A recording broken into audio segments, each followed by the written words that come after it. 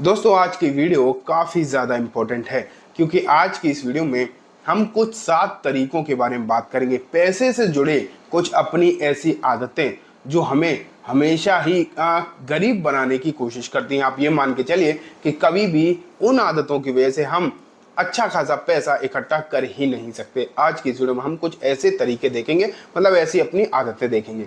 और हाँ, इम्पोर्टेंट बात तो ये है कि हम में से जितने भी लोग ये वीडियो देखेंगे, जैसे आप में जितने भी लोग वीडियो देखेंगे, हर आदमी अपनी कोई ना कोई आदतों को, जो मैं आपको पॉइंट बताऊंगा, उनसे रिलेट ज़रूर कर पाएंगे। आज की इस वीडियो में अगर आप कंप्लीटली इन चीज़ों को समझेंगे तो डेफिनेटली आपको आने वाले समय में बहुत ज़्यादा फ़ायदा मिलने वाला है। और आज की वीडियो काफ़ी ज़्यादा हेल्पफुल भी आपके लिए होने वाली है। तो इस वीडियो को कंप्लीटली देखेंगे और समझेंगे कि कौन कौन सी वो वजह हैं जो हमें आने वाले दिनों में भी परेशान कर सकती हैं और अभी भी परेशान कर रही हैं पैसे को लेकर। ठीक है, स्टार्ट करते हैं। पहला पॉइंट है पेइंग योरसेल्फ लास्ट। इसका क्या मतलब हुआ? अपने आप को लास्ट में पे करना। इसका मतलब है कि जब भी हमारे पास सैलरी आती है, जब भी चाहे सैलरी आ रही हो या किसी भी तरीके से हमारी जो इनकम है वो आती है, जैसे हमारे अकाउंट में क्रेडिट होती है, तो हम क्या करते हैं? सबसे पहले अगर रेंट पर है तो घर का रेंट भर देते हैं, बिजली का बिल भर देते हैं, मोबाइल रिचार्ज करा लेते हैं, अपनी ईएमआई जो चल रही होती है वो भर देते हैं। जितने भी किसी को काम वाले को पैसा देना है तो वो भी दे लिया, टीवी का बिल भरना है तो वो भी भर दिया। आप ये मान के चलिए दुनिया भर के जितने भी खर्चे हमें करने हैं वो सब हमने कर दिए, यहाँ तक कि शॉपिंग भी कर ली। अब पैसा बचा ही नहीं, या बचा तो बहुत कम बचा। सब कुछ खर्चे करने के बाद अपने लिए कुछ भी नहीं बचा। मतलब अब क्या हो ना, एक बुक है बहुत famous, rich dad and poor dad. उसमें दो तरीके समझाए गए हैं। दो तरीके होते हैं, दो तरीके के लोग होते हैं। एक क्या करते हैं कि जैसे ही पैसा आया उसमें से 10% अपनी सेविंग में डाल दिया, 90% जो बचा उसमें अब सब अपने बिल पे करने, अपने पूरे खर्चे करने। लेकिन जो दूसरे तरीके का आदमी होता है वो क्या करता है? अपने खर्चे करना स्टार्ट कर देता है, अपने बिल पे करना स्टार्ट कर देता है, और लास्ट में कोई पैसा उसके पास बचता ही नहीं है जिसे वो सेव कर पाए। तो ये होती है दूसरी तरीके की जो आदत है, ये सबसे खराब आदत है। हमें क्या करना चाहिए कि अपने चाहे हमारी सैलरी 10,000 ही क्यों ना हो, उसमें से 10% मतलब 1,000 रुपये को सेव कर दो।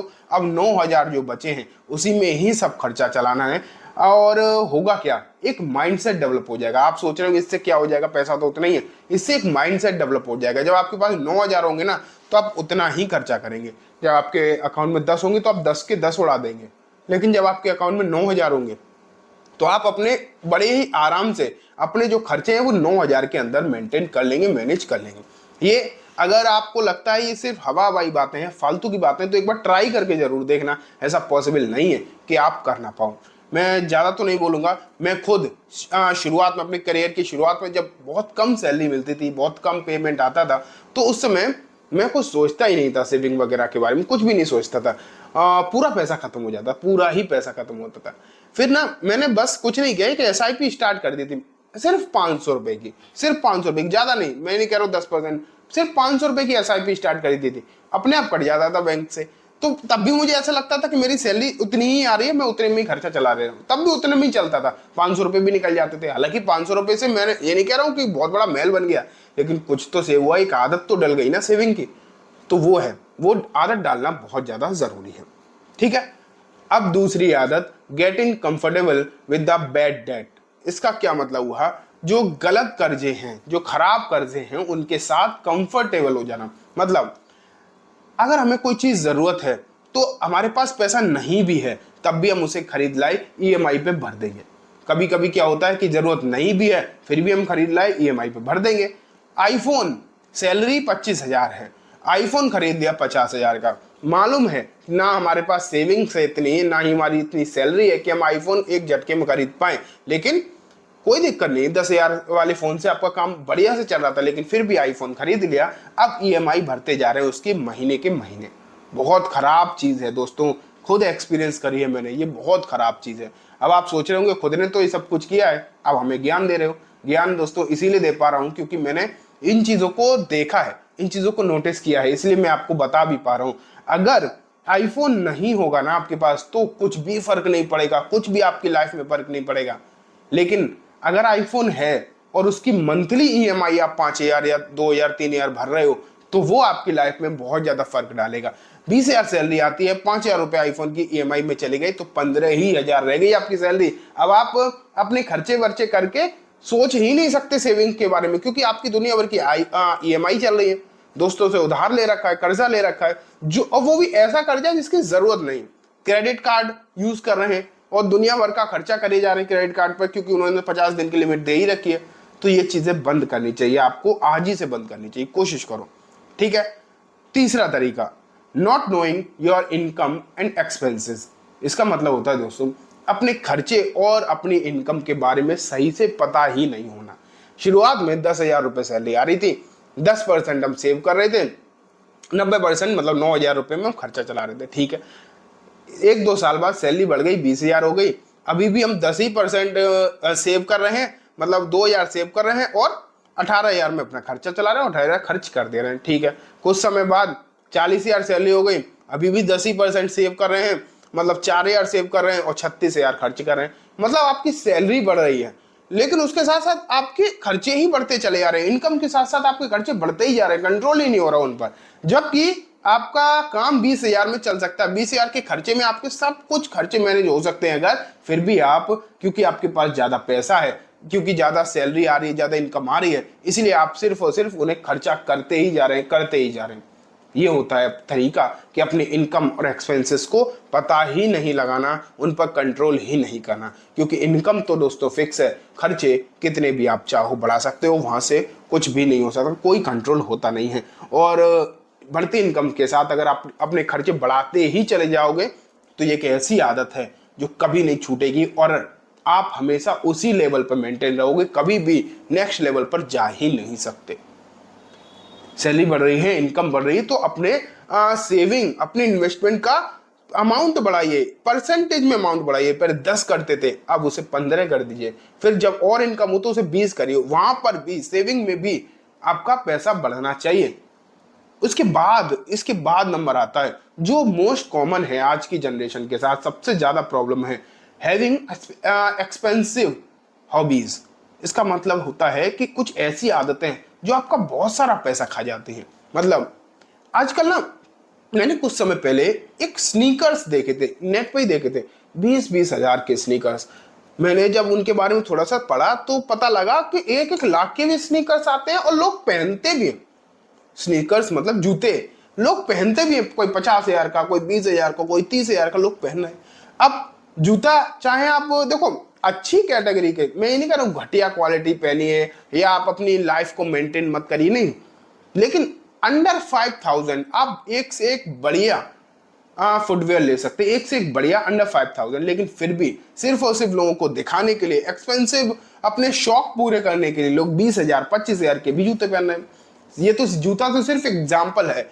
मॉल में जाना हर हफ्ते और कुछ ना कुछ उठा लाना जिसकी जरूरत नहीं है, मतलब ऐसी खर्चे जिनकी कोई जरूरत नहीं है और जो कि बहुत ज्यादा खर्चे हैं, बहुत मतलब जिनकी आपको बेसिकली आप ये मानिए जहां पर खर्च करने की कोई जरूरत है ही नहीं, सिर्फ इंस्टाग्राम पर रील्स देख रहे हैं और रील्स में देख रहे हैं कि सामने वाला पर्सन किस तरीके की चीजें यूज कर रहा है, किस तरीके की चीजें पहन रहा है, वो हमें भी चाहिए, चाहे वो कितना भी महंगा हो और या चाहे हमारी सैलरी या इनकम उतनी हो या फिर ना हो, लेकिन फिर भी एक्सपेंसिव हॉबीज को पाल लेना, ऐसे खर्चे जिनकी कोई रिक्वायरमेंट नहीं है और वो बहुत ज़्यादा महंगे भी हैं, हमारे रीच से भी बाहर है, फिर भी उन खर्चों को उठाना, ये एक बहुत बड़ी गलती है।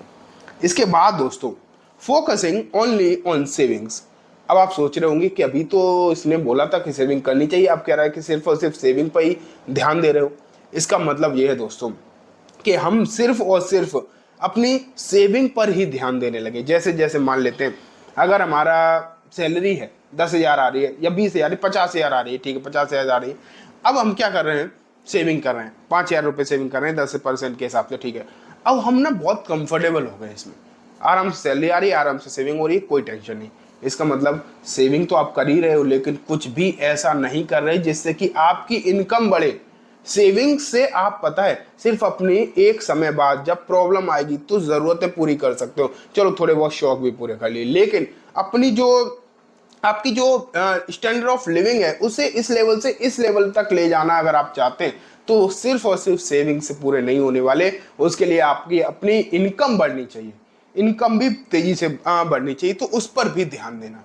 इनकम कैसे बढ़ाई जाए, कौन कौन सी स्किल्स सीख ली जाए, क्या किया जाए, कहाँ अपॉर्चुनिटीज हैं उन्हें एक्सप्लोर किया जाए, हर नई अपॉर्चुनिटीज को ग्रैब करने की कोशिश। तो ये जो आदतें होती हैं इससे इनकम बढ़ती है, और इनकम ज़्यादा होगी तो अपने आप आपकी सेविंग भी बढ़ जाएगी। तो इनकम पर भी बढ़ाने का फोकस करना चाहिए, इनकम को भी बढ़ाने का फोकस करना चाहिए।